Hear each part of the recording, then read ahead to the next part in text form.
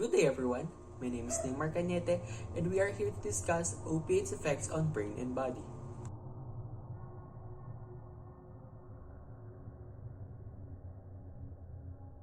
According to NIH National Cancer Institution, opiates is a substance used to treat pain or cause sleep. Opiates are made from opium or have opium in them. Opiates bind to opioid receptors in the central nervous system, derived from chemicals found in the sap of opium poppy. Examples of opiates are codeine, heroin, and morphine. An opiate is a type of analgesic agent. Repeated use of these drugs can lead to opiate addiction, opioid tolerance, dependence, and addiction are all indicators that your brain chemistry has changed due to chronic opiate use. You unwittingly become addicted to prescription opioids that were given to you for a medical condition.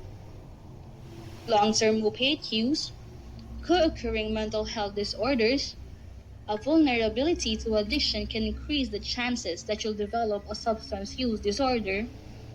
You intentionally use opiate drugs for the high they can't provide. Opiates' effects on the brain are strong, depleting certain chemicals with continued abuse. The brain becomes dependent on opioids to function normally. You start needing more opioids just to ward off withdrawal and feel normal. Feelings of euphoria, pain relief, drowsiness, sedation. Opiates are known to cause profound sleepiness.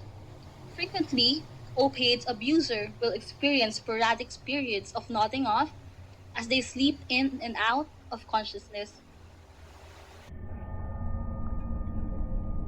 Nausea and vomiting, abdominal distension and bloating, constipation, liver damage, brain damage due to hypoxia, addiction.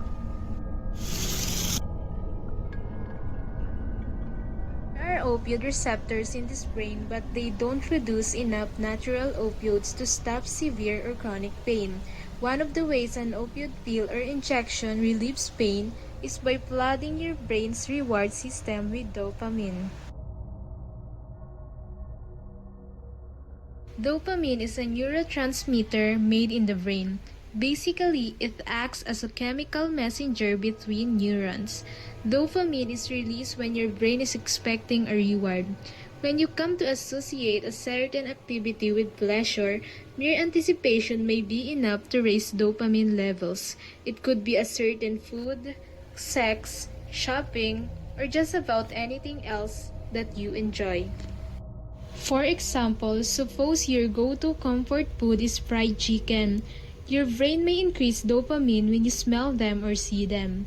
When you eat them, the flood of dopamine acts to reinforce this craving and focus on satisfying it in the future. It is a cycle of motivation, reward, and reinforcement. Now imagine that you've been longing for those fried chickens all day, but your coworkers scarfed them down when you were sidetracked by a conference call. Your disappointment might lower your dopamine level and dampen your mood. It might also intensify your desire for fried chicken. Now you want them even more. Dopamine is a neurotransmitter that regulates movement, emotion, cognition, motivation, feelings of pleasure. And according to Healthline.com, aside from its feel-good function, dopamine is involved in many body functions. These include blood flow, digestion, executive functioning, heart and kidney function, memory and focus, mood and emotion, motor control, brain processing, pancreatic function and insulin regulation, pleasure and reward-seeking behavior, sleep, and lastly is stress response. It is need to keep taking drugs to avoid opioid withdrawal symptoms. Second, typically, physical dependence is resolved after drug detox within days or weeks after quitting opioids. And lastly, addiction is the intense drug craving and compulsion to use. Addiction can produce cravings that lead to relapse months or years after you are no longer opioid dependent. While much of the research into opiates' effects on the brain explores mid to long-term use, some research shows opioids can alter your brain in just a few weeks. A recent study found that after just a month of morphine use, people had measurable changes in their brains. MRI shows reduction in their gray matter volume, which affects the part of the brain that is responsible for Number 1, regulating cravings. Second, relieving pain. And lastly is learning.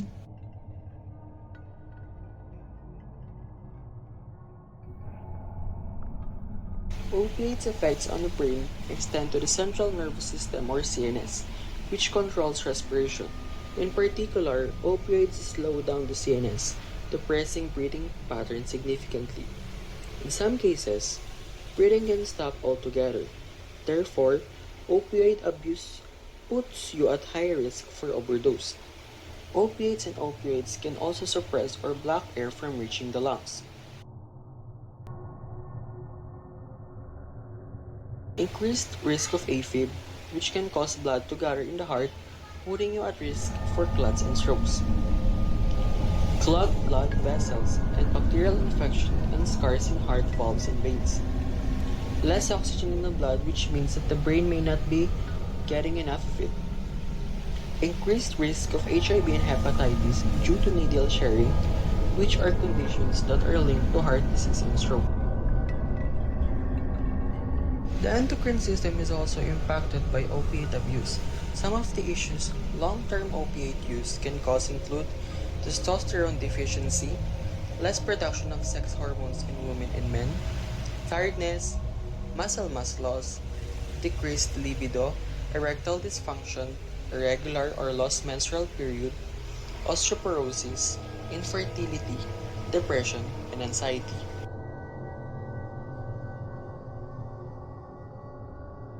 Opiates and opioids have several adverse effects on the gut. Some of these include nausea, vomiting, constipation, delayed digestion, diarrhea, irritable bowel syndrome, bloating, stomach pain, and acid reflux.